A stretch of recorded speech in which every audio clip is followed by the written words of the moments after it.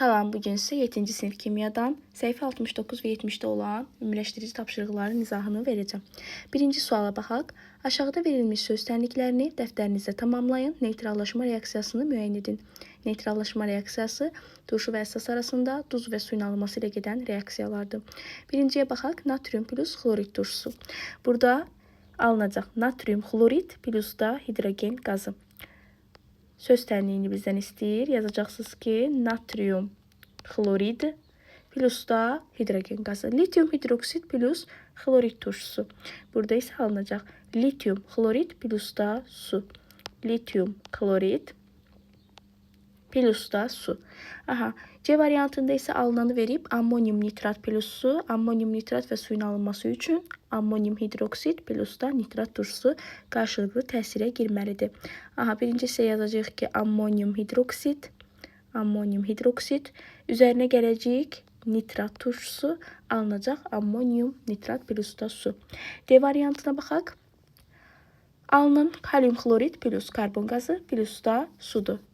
Bu reaksiyanın alınması üçün kalium karbonat plus da xlorid turşusu gəlməliyik. Kalium karbonat D variantında kalium karbonat üzərinə gəlməliyik xlorid turşusunu.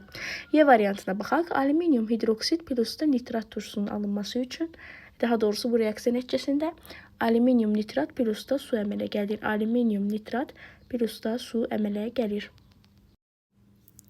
İkinci suala baxaq. Natrium hidroksid olan qaba lakmus kağızı daxil edilir. Sonra bu məhlula kifayət qədər xlorid turşusu əlavə edilir. Reaksiyadan sonra məhlula yeni lakmus kağızı daxil edilir. A. Hansı rəng dəyişikliyi müşahidə olunacaq? Əvvəlcə natrium hidroksid qələvidir.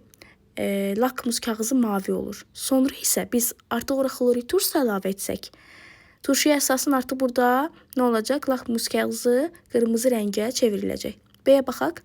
Natrium hidroksidlə xlorid turşusunun reaksiyasından 2 maddə alınır.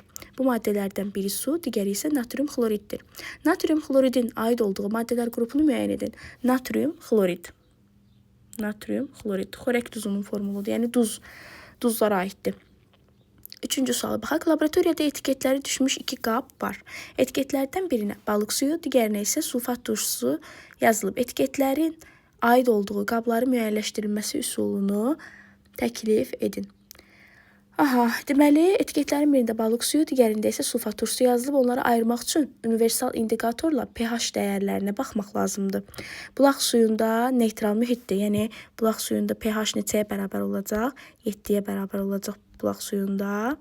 pH 7-yə bərabər olacaq. Sulfat turşusu isə turş mühitdir. pH-ın qiyməti Sulfat turşusu isə turşu mühitlidir. Burada isə pH-ın qiyməti 7-dən kiçik olacaq. Təqribən də 3-4 civarında olacaq. Analoqlara baxaq. Buradan sözləri tapmalıyıq. Deməli, turşu və əsas mühitlərdə rəngini dəyişən kimyəvi maddə, indikator birincidə. Turşu və əsas xassəli maddələr arasında baş verən reaksiya, neytrallaşma reaksiyası ikincidə.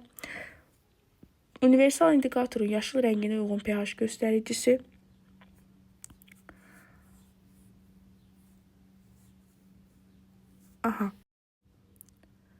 Universal indikatorun yaşıl rənginə uyğun pH göstəricisi 7.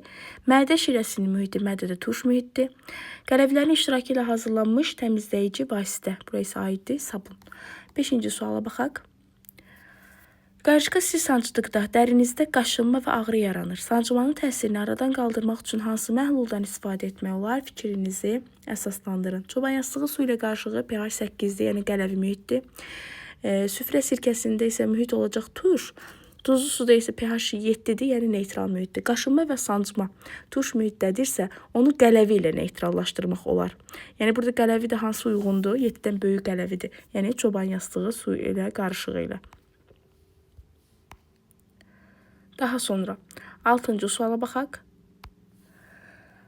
Cədvəli dəftərinizə köçürün, nümunələrin mühitini və təqribi pH göstəricilərini qeyd edin. Deməli, burada bizə verilib universal indikatorun rəngi, mühiti və pH göstəricisini bizdən istəyir. Qazlı su.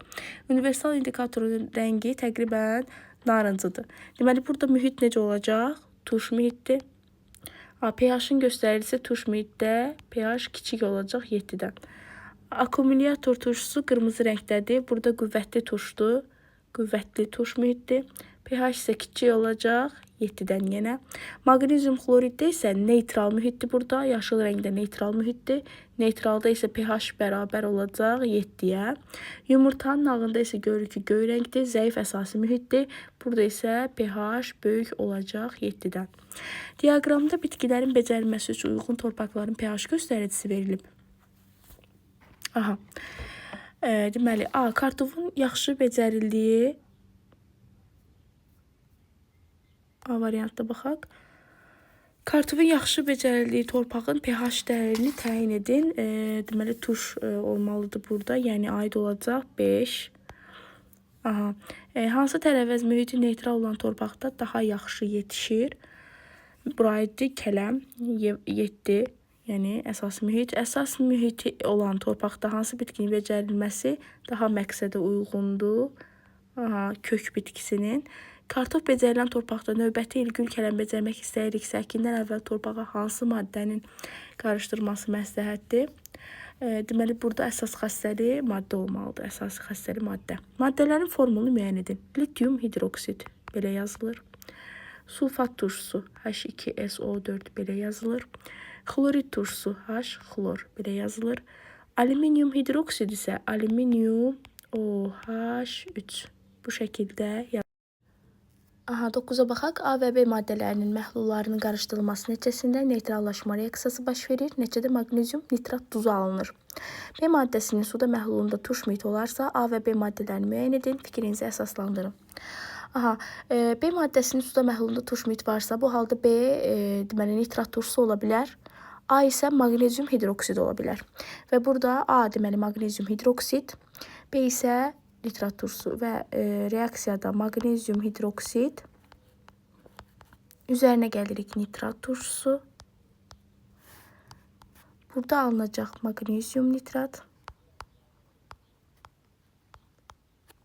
Üzərinə gələk su.